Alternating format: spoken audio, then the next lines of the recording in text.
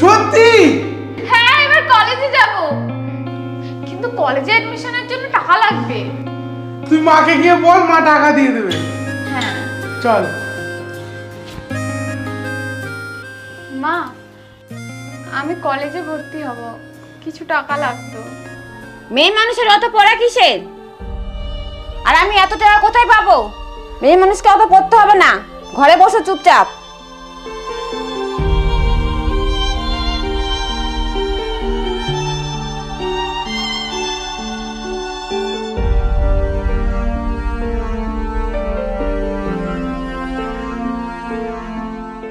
এই নে তোর কলেজে ভর্তির টাকা। কিন্তু এটা তো তোর পুজোর শপিং এর টাকা। আমার পুজোর শপিং এর থেকে তোর কলেজ অ্যাডমিশন নেওয়াটা বেশি জরুরি। এ রাখ, আমি শপিং তো পরে করে নিতে পারবো।